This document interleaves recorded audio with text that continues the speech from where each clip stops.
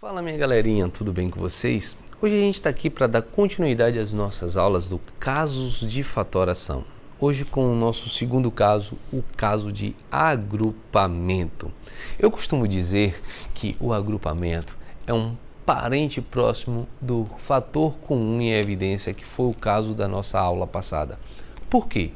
Porque no agrupamento a gente vai usar o fator comum em evidência mais de uma vez.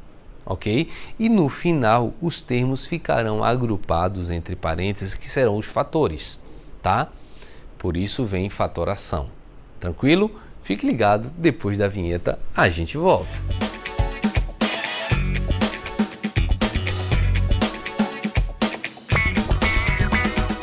E aí, galera, vamos lá?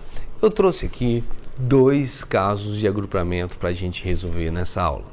Lembre-se que eu falei para vocês que o agrupamento é um parente próximo do fator comum em evidência. Por quê? A gente vai agrupar termos, a gente vai olhar de dois em dois, ver os fatores comuns em evidência, por isso que a gente está chamando eles de parentes próximos, e nós vamos aplicar esse fator comum em evidência mais de uma vez, tá ok? Vamos lá. Nosso primeiro exemplo. Observando esses dois termos aqui, o que é que eles têm em comum? O M.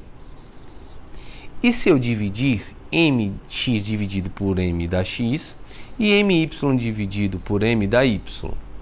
Já esses outros dois termos aqui, o que é que eles têm em comum? Nós temos o n positivo ou negativo? Positivo. Então tá aqui o n. Abrindo parênteses da evidência, nós vamos ter x mais y. Se você acompanhar comigo essa linha, nós temos dois termos. Esse termo agora e esse termo, porque esta multiplicação indica que é um termo só, tá? O que é que esses dois termos têm em comum? Se vocês observarem os parênteses x mais y. Então, se eu colocar x mais y em evidência, ele aparece aqui. Então, eu vou dividir esse primeiro termo pela evidência. Lembre-se, quando a gente coloca em evidência, o que é que a gente faz depois? Abre um parêntese. Então, algumas pessoas ficam com dúvida, qual o sinal que a gente vai colocar ali? Mais ou menos, na verdade nenhum, que é uma multiplicação implícita, mas é isso que acontece. Este primeiro termo dividido por evidência, sobra m. Esse segundo termo dividido por evidência, ó, positivo, n. Então, esta é a nossa resposta do nosso primeiro caso. Observe produto.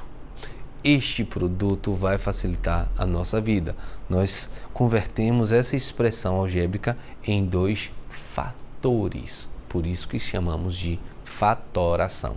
Vamos para o nosso exemplo B.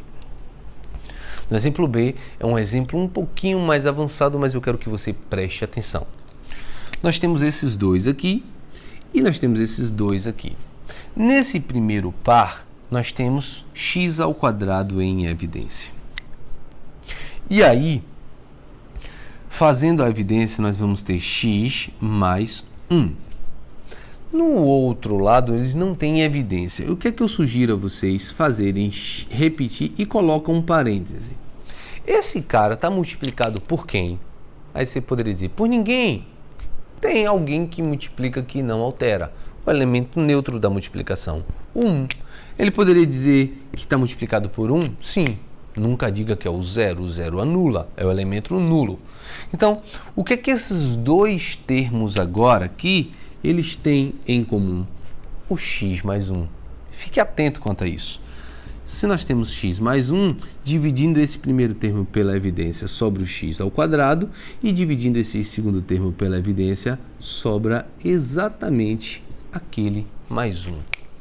Como eu disse na aula passada, se vocês tiverem dúvidas, se vocês estão indo bem nos primeiros passos dos casos de fatoração, no final das contas, você aplica a distributiva. Faça as multiplicações aqui. Se tiver tudo correto, você vai ter que voltar para essa expressão algébrica inicial, ok? Fique ligado que nas próximas aulas nós vamos fazer os outros casos de fatoração. Lembrando que no final nós vamos fazer uma aula distinguindo quais casos de fatoração quando eles estão misturados em uma mesma expressão algébrica. Fique ligado, eu sou Beni Fagundes e esse é o seu canal Método Júnior. Tchau, tchau!